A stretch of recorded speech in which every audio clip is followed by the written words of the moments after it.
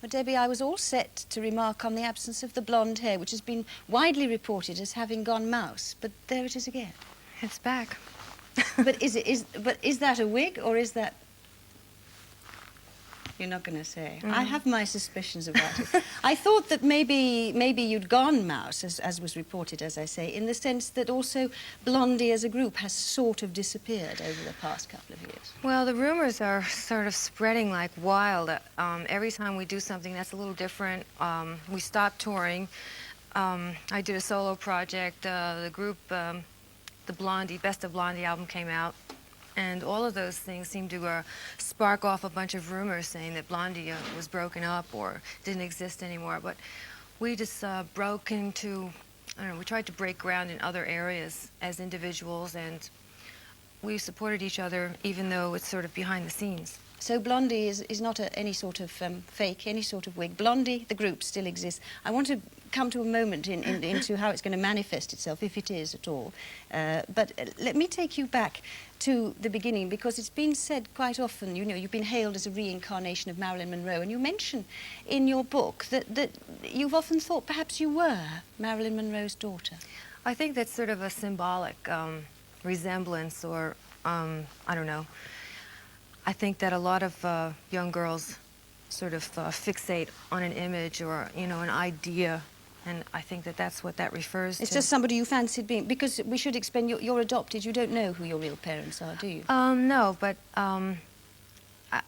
even if I weren't adopted, I think that young girls usually do that. Young boys too.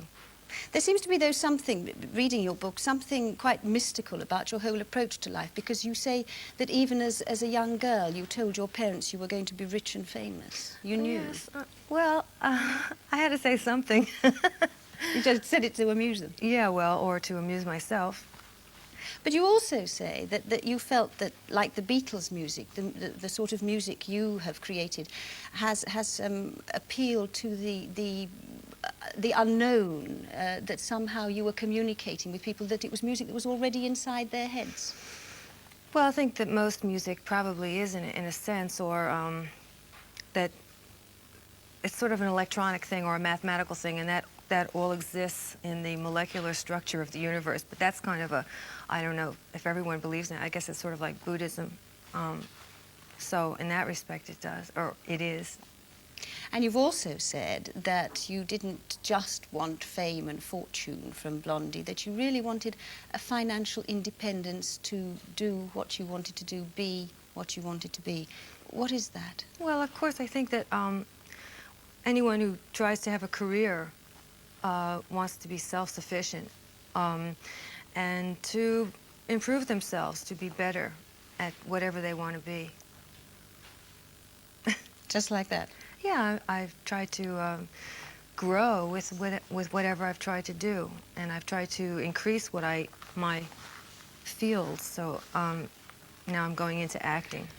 Are you thinking of going into marriage or having children and all those other questions that people like to ask you? Well, as everyone knows, my partner, my conspirator, is Chris Stein, and we've been together for a long time now. We have considered marriage off and on, but we're a corporation, so... That's the way you like it? Well, we've been advised that for tax reasons it's better to be a corporation. It's got a reason to say. Debbie Harry, thank you very much indeed. Thank you. Thank you.